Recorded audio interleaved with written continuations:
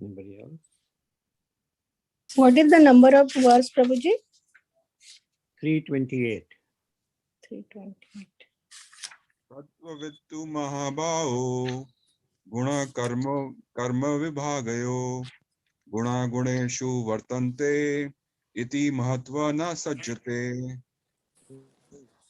Tattvavitu mahabaho guna karma vibhagayo guna guneshu vartanta iti matva na sajjate.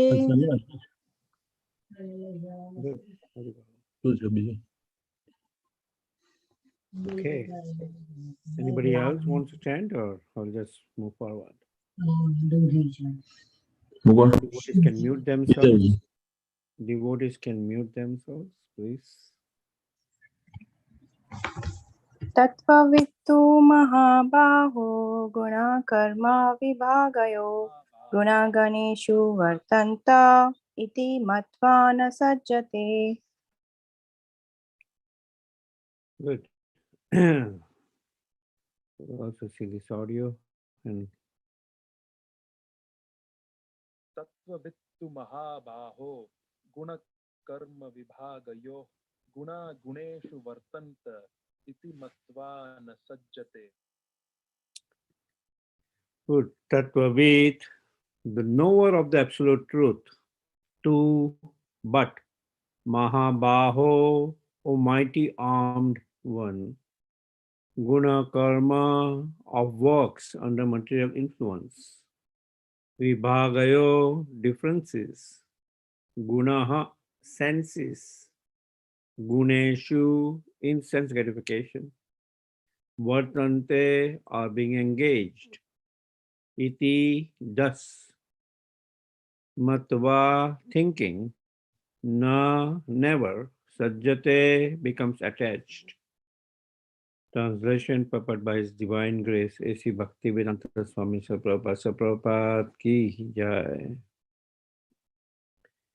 One who is in knowledge of the absolute truth, O mighty armed, does not engage himself in the senses and sense gratification. Knowing well the difference between work in devotion and work for fruity results. Purport.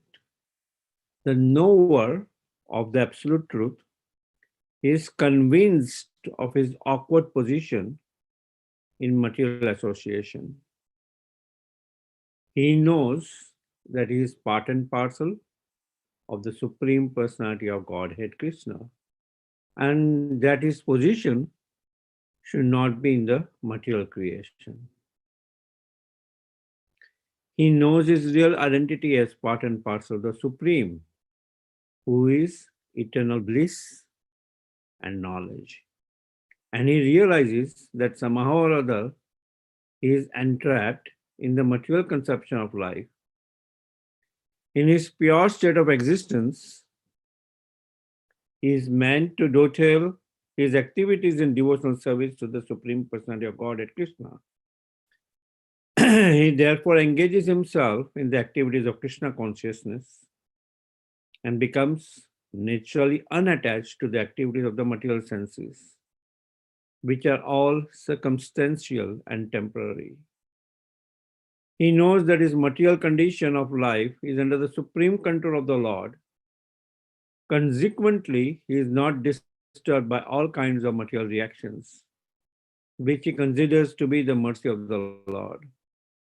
According to Srimad Bhagavatam, one who knows the absolute truth in three different features, namely Brahman, Paramatma, and the Supreme Personality of Godhead, is called Tattvavit.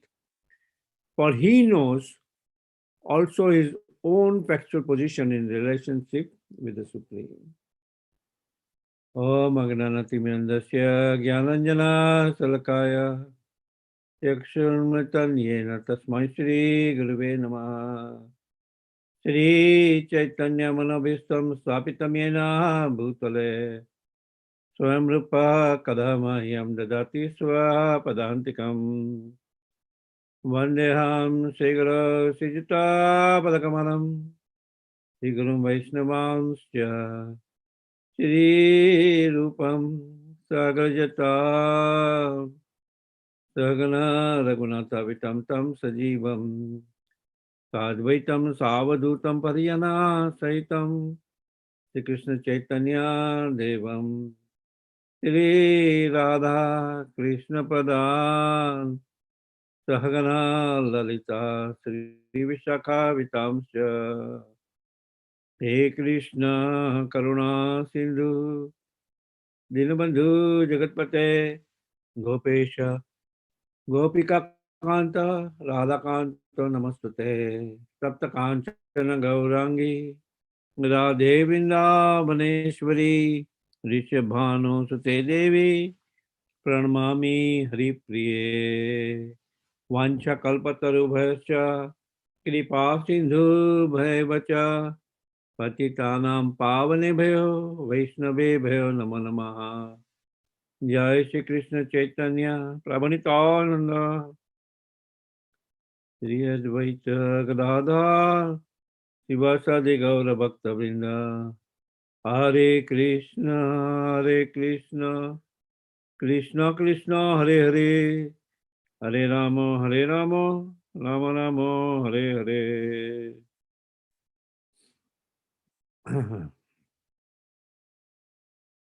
Tattva Vittu Mahabaho Guna Karma Vibhagayo Guna Guneshu Vartanta Iti Matvana Sajjate. One who is in knowledge of the absolute truth, O mighty armed, does not engage himself in the senses and sense gratification, knowing well the differences between work in devotion and work for fruity results. So, in these few verses, we see in the previous verse and then like the 25th verse, right? As the ignorant perform their duties with attachment to results, the learned may similarly act, but without attachment for the sake of leading people on the right path. That was the 25th verse which we had taken last Friday. And then we see here that what does the ignorant do? The attached worker. Ignorant is an attached worker or sakami, who is attached to his sense gratification. So he considers himself to be the doer. Prakriti kriyamanani gunai karmani sarvasva ahankar vimudatma kartaham iti manyate.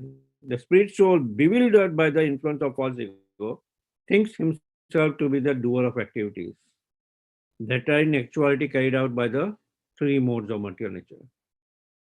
So attached worker thinks himself to be the doer. He is attached to his senses. He is attached to sense gratification. Right. While what happens to a detached worker? A detached worker, he is in knowledge of the absolute truth. Right. He is Tattvabit. And Srimad Bhagavatam explains who is Tattvabit. Vadanti tat tattvavida tattvam yat jnanam advayam brahmeti paramatmeti bhagwaneti sabjate. He realizes the Supreme Absolute in three phases. Brahman, the all-pervading aspect of the Supreme Lord. Paramatma, the localized aspect of the Supreme Lord. And Bhagwan, the Supreme Personality of Godhead himself. The Supreme Personality of Godhead is realized in these three different phases. That is the tattva of realizing the Supreme Lord. And one who realizes that is considered as tattvabit. So one who is in knowledge of the absolute truth in these three different phases does not engage himself in the senses and sense gratification. He is a detached worker. He does his activities, right? He still does his activities, but with full consciousness. But with full consciousness of the Supreme Lord, that he is just part and parcel of the Supreme Lord, right? He is just Mamai Vansa Jiva Loka Jiva Bhuta Sanatana. I'm mere part and parcel of the Supreme Lord. So, first of all, I do not belong to this material creation. But somehow or other, by getting influence under false ego, I started thinking why the Lord should enjoy, I should enjoy, and I fall into this material world. And I try in so many different ways to enjoy, but I fail. Right? So, but, and ultimately, when he comes to this realized state of detached worker with full consciousness of his identity,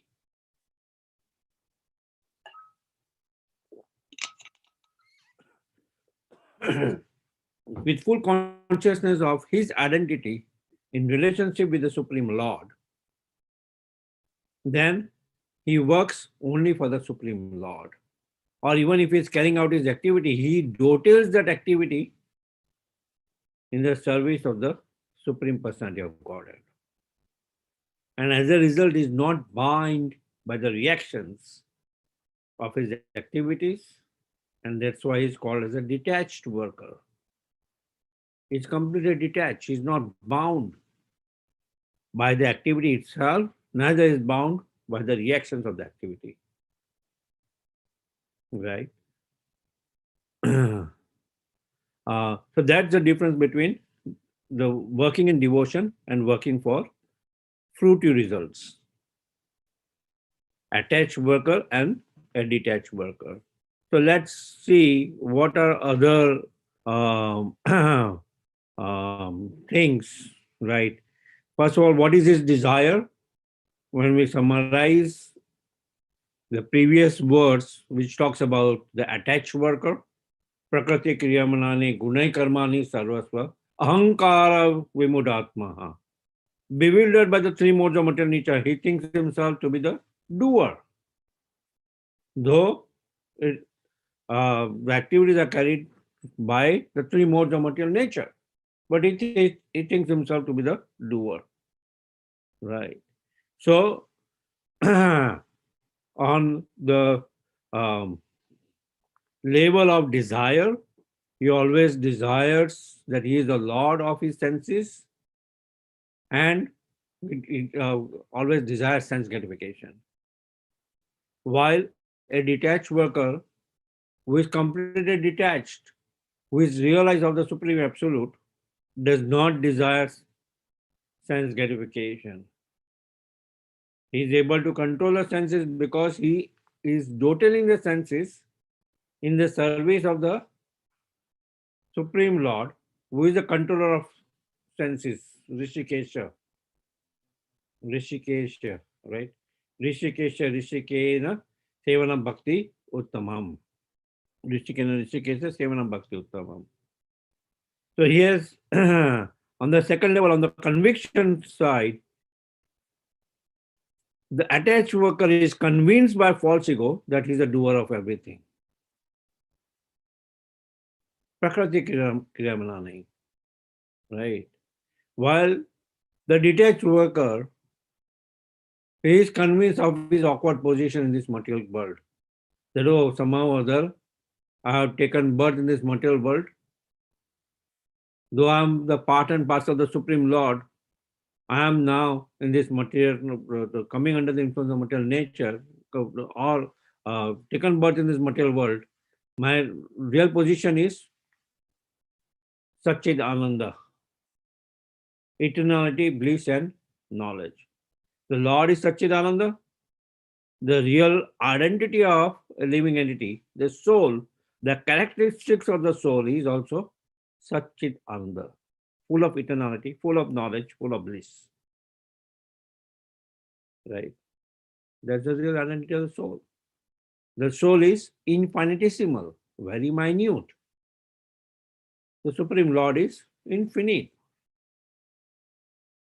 But qualitatively, the soul has the same characteristics as the Supreme Lord. Quantitatively, it is different. Qualitatively, it is the same characteristics. So he understands his awkward position. As far as the knowledge of identity, an attached worker does not understand his identity. He does not know that body is produced by material nature, which works under the supervision of the Lord. He does not know that he is under the control of Krishna. He thinks himself to be the controller. He thinks himself to be the doer. Right? And is fully in ignorance of not knowing the Supreme Lord and tries to take credit of doing things independently. That, oh, I did this, right? It has to take credit of that. When something wrong happens to him, he blames it to the Supreme Lord. He does not blame that, oh, that's a reaction of his activities. But he immediately blames, oh, there is no Lord, otherwise, no, why I have to go through these miseries? Right? While a detached worker, on the other side, he knows his real identity, that he is part and parcel of the Supreme Lord.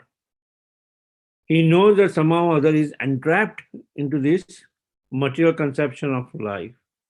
And he knows these three phases of knowing the Supreme Lord, Brahman, Paramatma, and Bhagavan, Tattvavid. On the engagement side, a attached worker does not engage his bodily and mental activity in the service of Krishna because he forgets the Supreme Lord. He forgets that Supreme Lord is the Rishikesha, he is the controller of the master of the senses.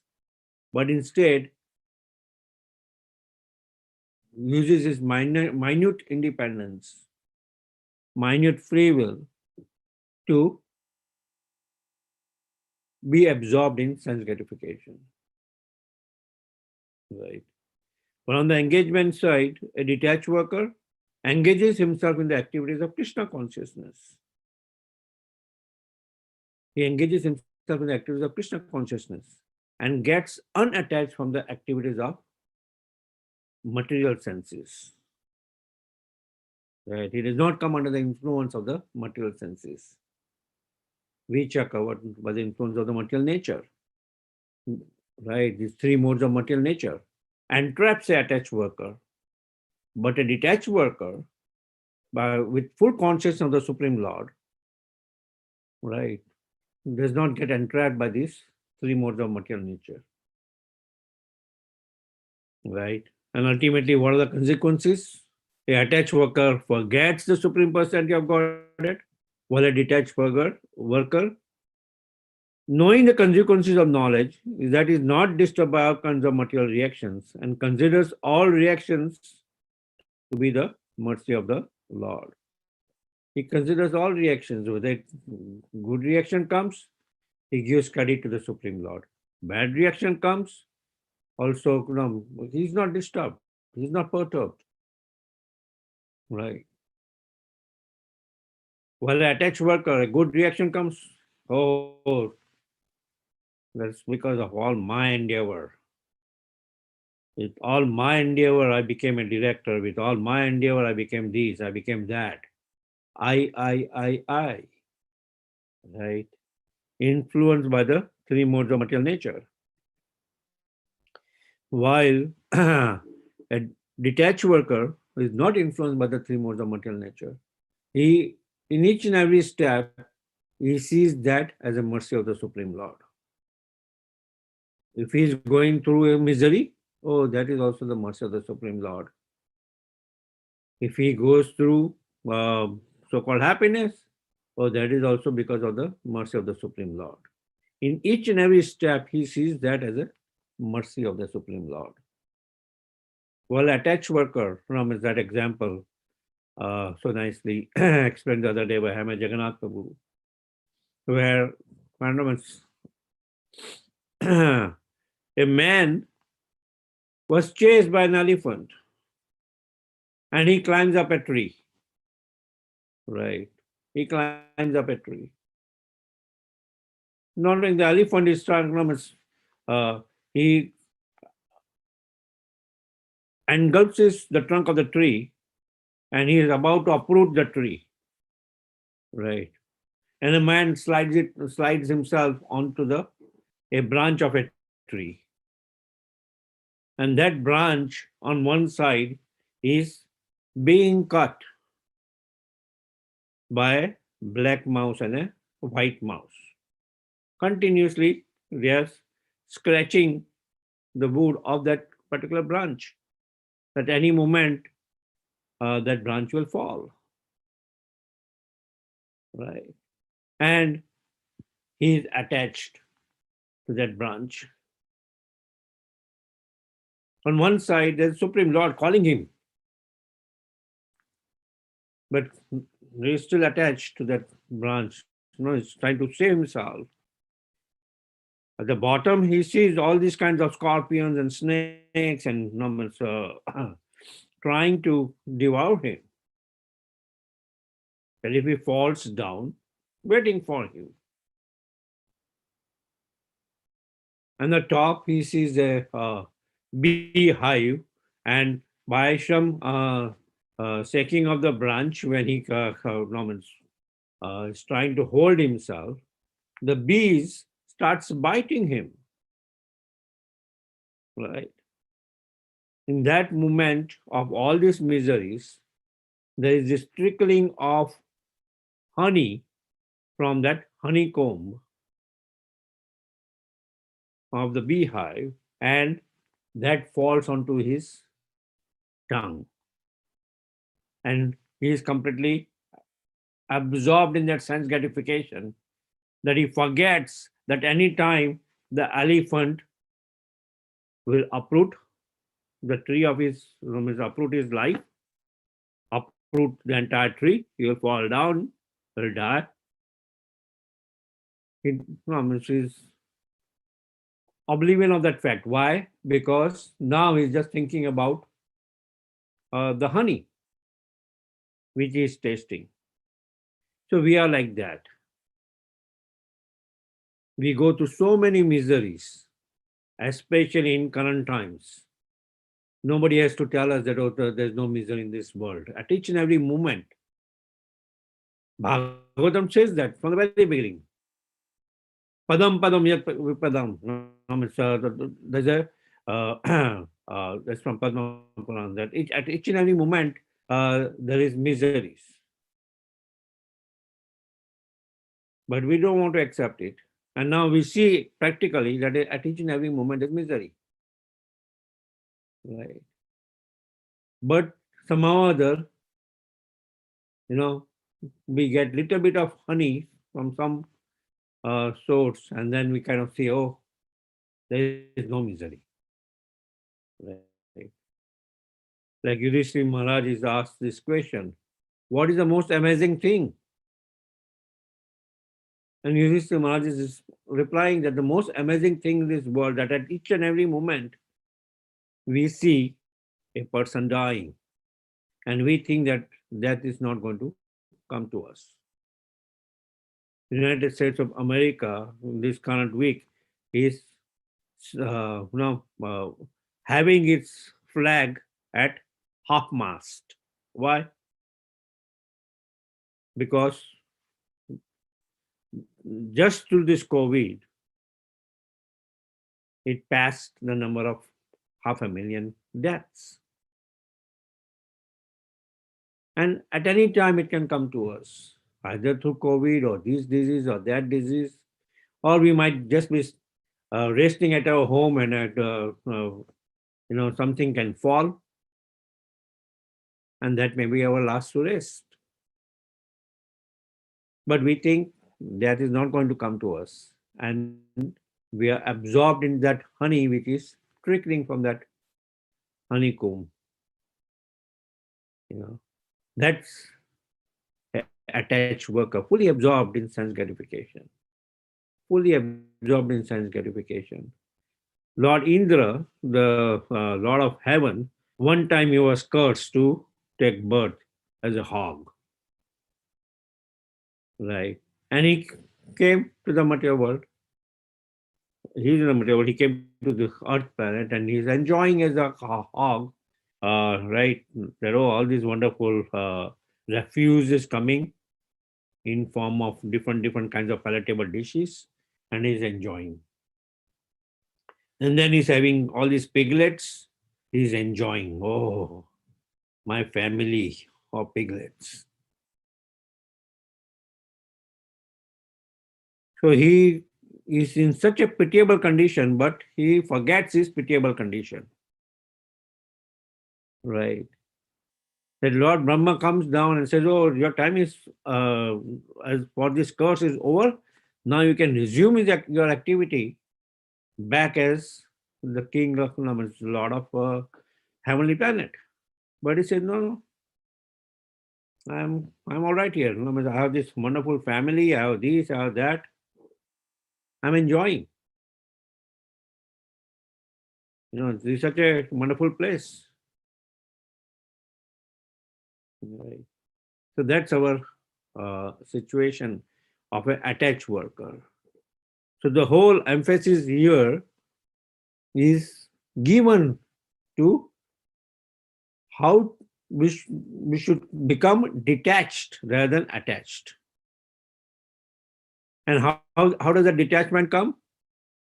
Vairagya Vidya Nija Bhakti Yoga. If one performs bhakti, Vairagya automatically comes to him. Bhukti and Mukti are the doorkeepers of one who is performing bhakti. So the whole idea is, if we perform bhakti and ultimately try to know more about the Supreme Lord, then we'll come to that situation of completely a detached worker. We'll understand our awkward position.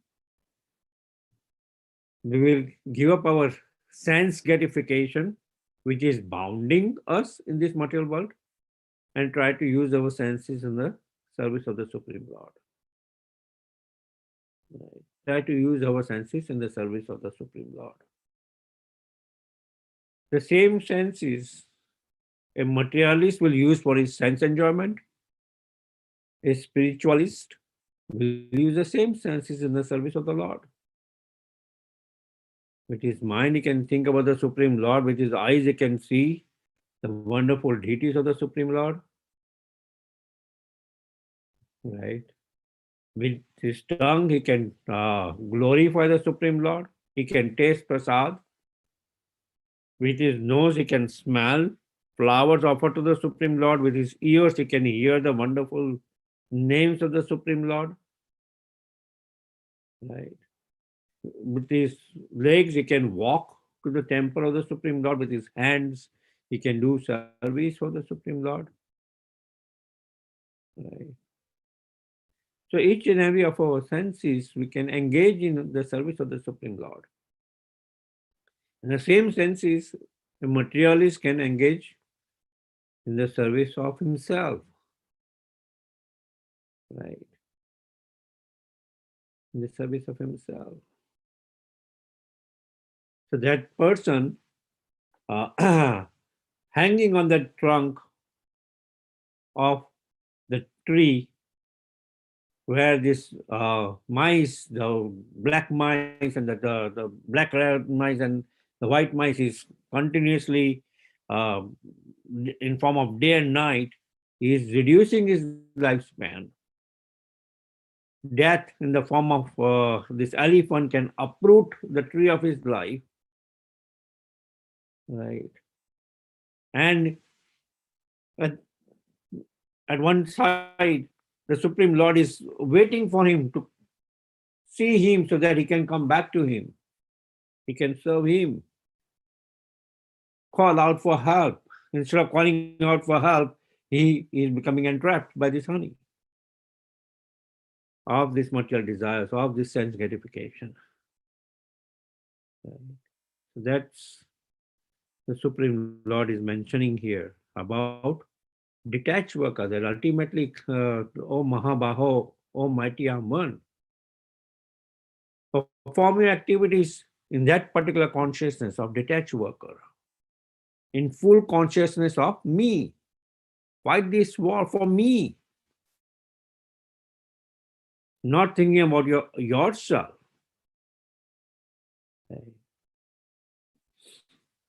Okay, are there any questions?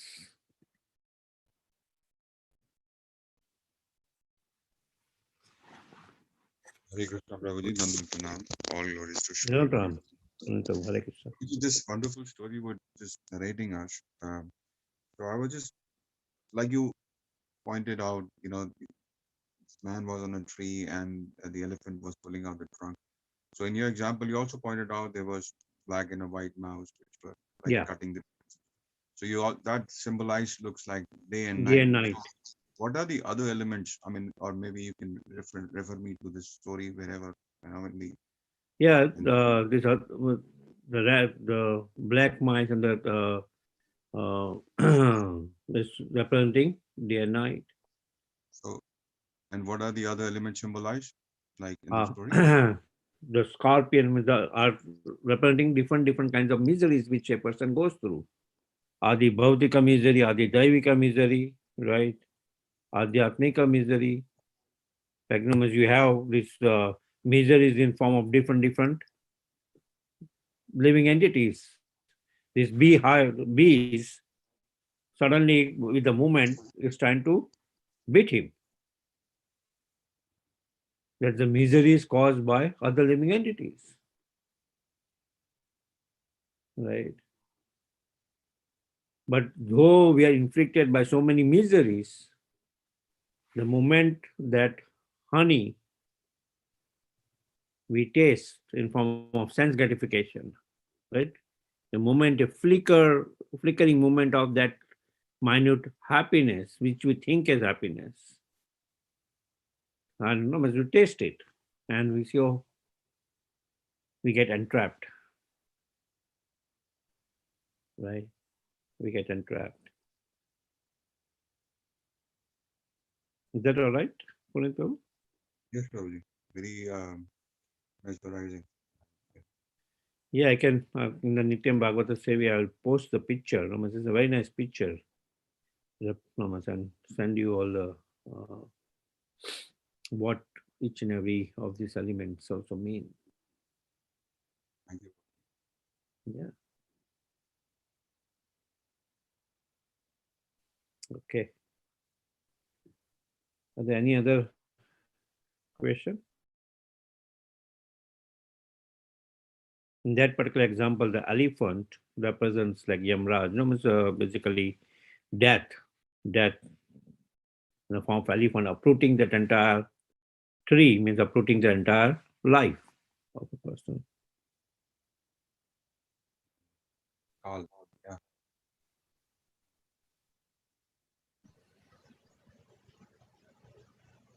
Hare Krishna, Prabhu. Yeah, Hare Krishna. Prabhu, so this verse says one who knows me, Yeah. his position, and also I think in Bhagavatam also one who knows his constitutional position. Actually, I was corresponding with your Guru Maharaj Jayadvaita Swami. Yesterday was a very special day, and I wanted to do something more. But then you don't do things impulsively or just whatever the mind says emotionally. So I posted to the Nityam Bhagavad Seva question and I didn't get a reply. So I posted to Maharaj. I asked Maharaj that, Dhira and Veera. So that particular. So I wanted to do something more for my sadhana. So I asked Maharaj that Dhira is a person who knows his position. That is Dhira, Prabhupada says, correct? And this verse also today says who knows his position. So I asked Maharaj, what are the top 3 things I can do for this Dhira Veera? So Maharaj gave a beautiful answer, 2 lines. He's saying the top 3 things is number 1, chant Hare Krishna. Number 2, chant Hare Krishna. Number 3, chant Hare Krishna. Just these 3 things, chant Hare Krishna. Yeah. That was his instruction, which I found very significant. We all are chanting, but the depth of that chanting, what chanting means, it automatically takes care of everything. So the knowledge what we're talking about, Prabhu, is Bhagwan realization, Paramatma, Brahman. Now, if you see, and you gave good examples with the eyes, we can see the deity, we can smell, we can taste, we can speak. So that becomes personal for us. So the Bhagwan aspect is very tangible for sadhaka, very tangible. Yeah. There are so many things which you are doing which you can, this is Bhagwan. Even Paramatma, to a certain extent, we can have some realization, personal realization, because you get that voice in you which says, don't do this, or go to Yeah. the temple, or do this. Like, when he brings you to your guru, that Mhm. from within it comes. So we can understand. But the Brahman there's nothing tangible with the Brahman realization. So, except for a knowledge, okay, eternality. And Yeah.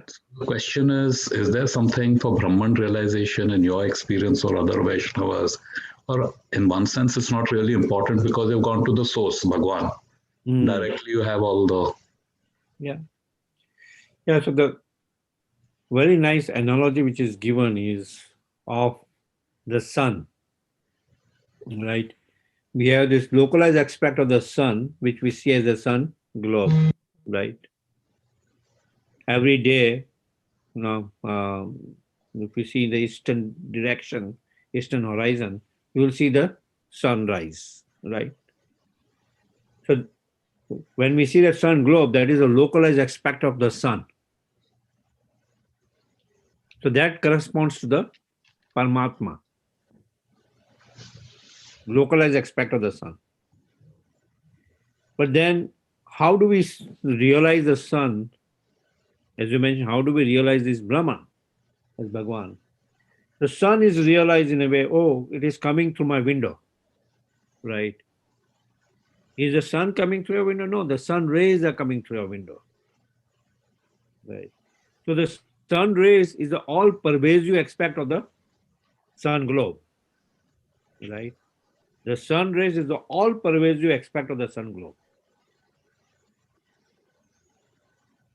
Similarly, this material energy itself is the all pervasive aspect of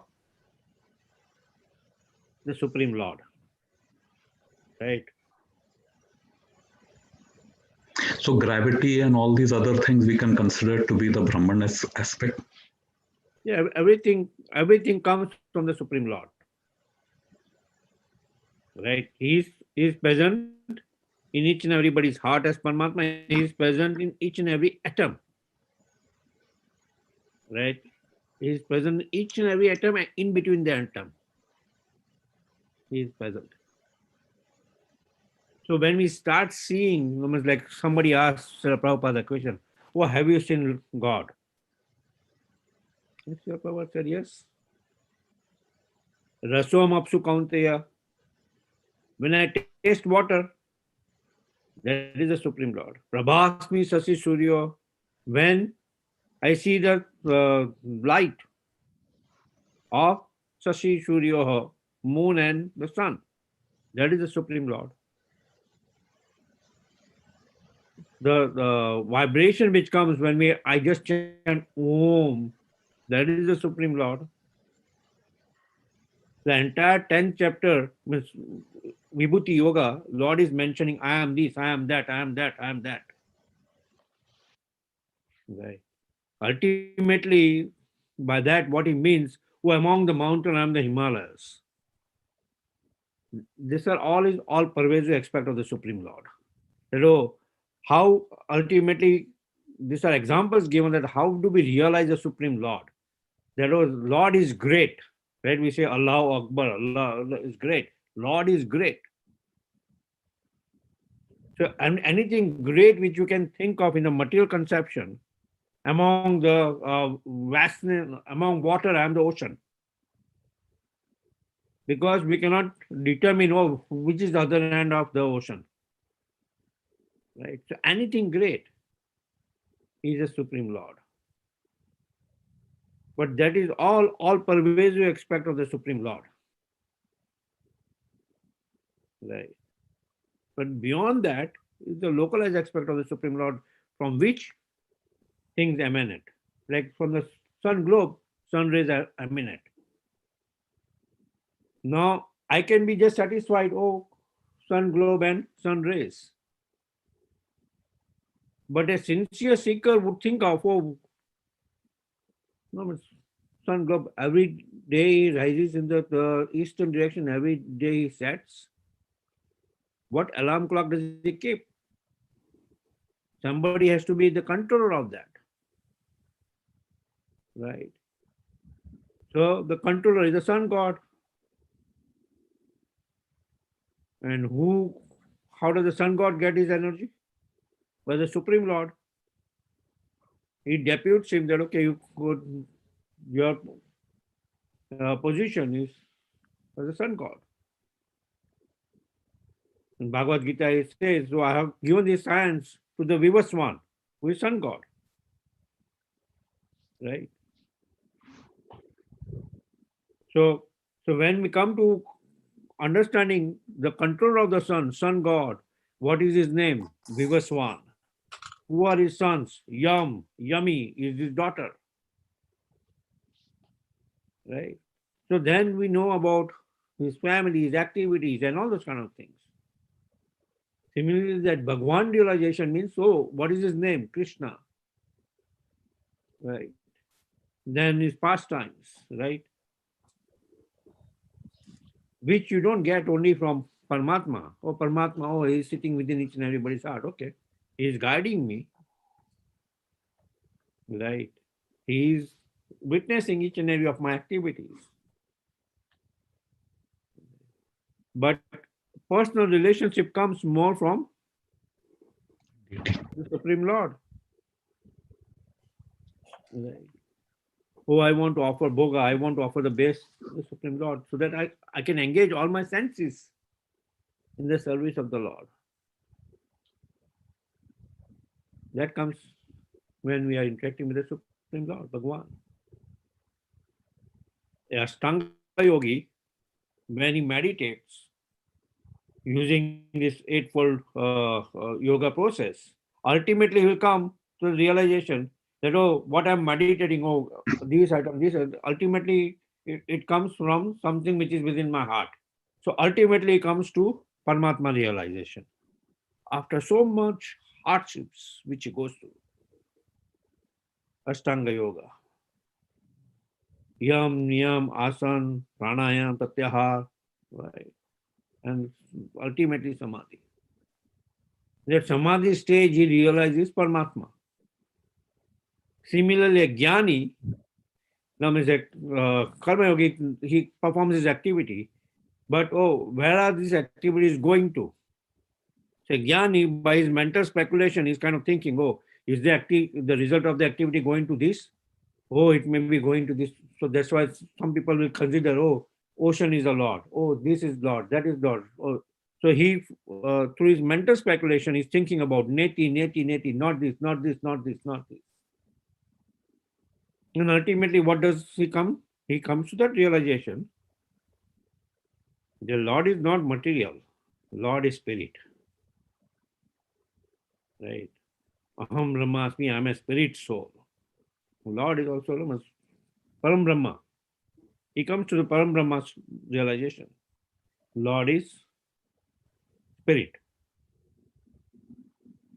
That is Brahman realization. A Brahman realization means a jnani ultimately, by his mental speculation, will come to that particular stage.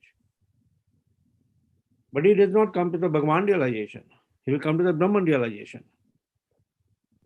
Bahunam janmanante jnanivan mam prapadyate. After many, many births, that jnani will come to that understanding that ultimately everything is coming from Vasudevam Sarvamiti Sa Mahatma Durlabha. So ultimately everything is coming from Vasudeva. Right? So after many, many births of this Brahman realization, he comes to the Bhagwan realization stage. Or sometimes he gets a mercy, right? Like he is impersonal and they smell the flower offered to the Lord.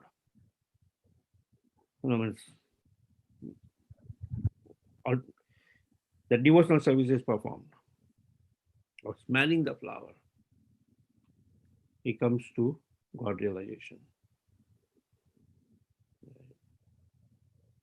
So that's how these three aspects of the Supreme Lord can be understood. Is that all right? Yes, thank you. Any other question?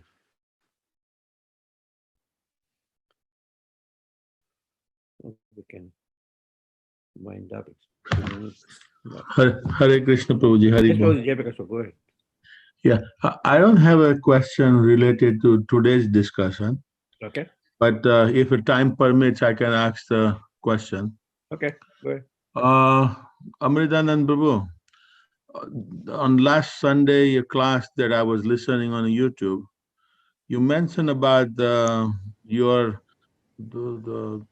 discussion with Krishna Naman Prabhu about the chanting, the japa. You don't shake the japa bag or whatever because you realize that you are massaging to the toenails of the Lord. But I also heard other thing that the 108 beads represents the gopis, and then 8 bead, is the main the gopis. So how that the toenails of the Lord versus the 108 gopis that we heard previously. I mean, I may have misunderstood wrongly, so I just wanted a clarification from anybody. Madhupati Prabhu, Simeshwar Prabhu, if you would like to field it, or I can answer it, my realization of how to reconcile. So, Madhupati Prabhu. Well, 108, the significance of 108 is the principal gopis. And there are 108 gopis. There are many gopis, but 108 gopis, main gopis, of which 8 is the most significant, right?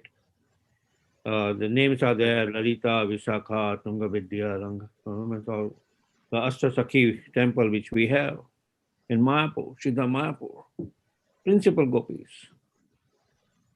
right? So yes, so that 108 number are the gopis, but 108 are also the Upanishads. I think Amritananda can answer himself that, what, he's as if he's thinking, when I'm rolling the bead, his mind is going towards the absorption of the Supreme Lord, that I'm massaging the Supreme Lord, or his toenails, or his feet. Now, so those are various aspects by which we can think about the Supreme Lord. I have this thing where when I massage my Guru Maharaj, automatically I feel as if I'm massaging the Supreme Lord. Though I'm massaging my Guru Maharaj, but the spiritual master is a representative of the Supreme Lord. Okay, go ahead, Amritananda. I think the Krishna Namanda Prabhuji's point was, Prabhuji was mentioning about when we chant the Tulasi beads, Tulasi is always at the lotus feet of Krishna. Okay. Tulasi is always at the lotus feet of Krishna. So we have to have the consideration. Tulasi is at the lotus feet of Krishna. So when we touch the Tulasi, that means we're touching the lotus feet as well. So when we touch that Tulasi, that means we are also touching the lotus feet. So that means that should be very genuine, gentle. Not that we're just scratching it or was that's what is Krishna Namanda. Oh, okay. Yeah. So that's also good. Yeah. The other Jayaprakash Prabhu's point, yes, that's correct.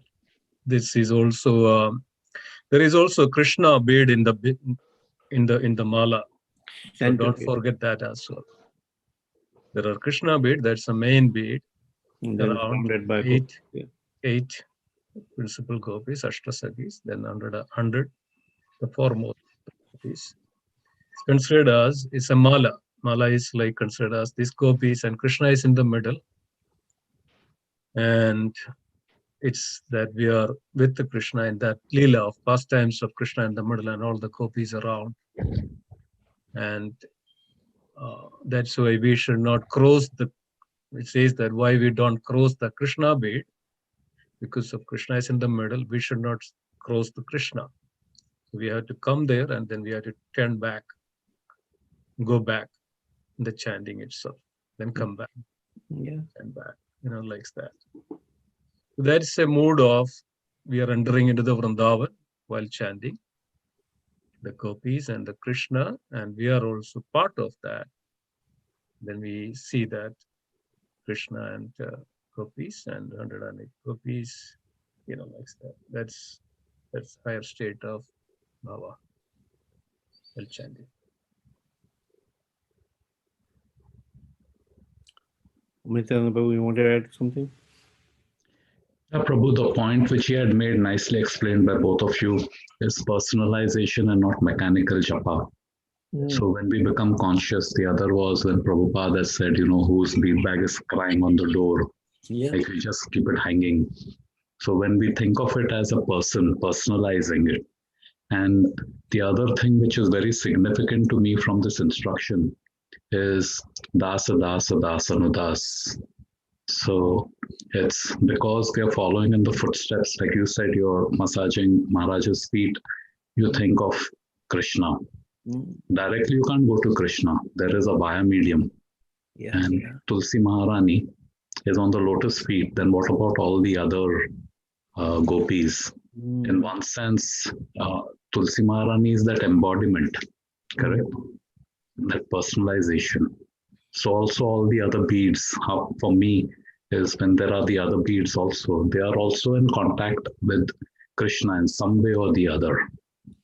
There is a deep relation that they have. And when we are asking, engage me in service, or Radharani. So we are going through our Guru Maharaj, Guru Parampara, all the way up to Radharani. And then all these 108 gopis, including Radharani, Tulsi Maharani. So it's all the level of consciousness that for me it becomes personal. And then that Dasa Das Anudas instruction. Thank you. Is that good, Jai Prakash Prabhu? Yeah. Yes, Prabhuji, Hari Bol, Hare Krishna. Thank you. Thank you to everybody. Thank you. Thank you. Okay. We are 8 to 6. Already. Already. Thank you so much, Madhupati, for a wonderful class, wonderful discussion, question answer. Devotees, thank you so much for joining as well. Not ordinary. These are very, very rare and very special on this planet. Discussing about the Supreme Lord, getting into that transcendental subject matter, taking us from this material to spiritual. Thank you so much for joining. It's not possible without your association. So thank you so much for joining. So let's pray our obeisance to all the devotees of the Lord who have joined. Vancha kalpadarubhasya Kripa sindhu bhevacha Patitanam pavanebhyo Vaishnavebhyo namo namaha. Vaishnavrinda ki jai. Viraj Srimad Bhagavad Gita ki jai. Srila Prabhupada ki jai. Gaura Premanande Hari Bol. Thank you so much, everyone. Nice Thank you. presentation and nice Madhupati Prabhu. discussion. Thank Thank you you. so much. Wonderful. Hari Hari Bol. Bol. Hari Bol. Hari Bol.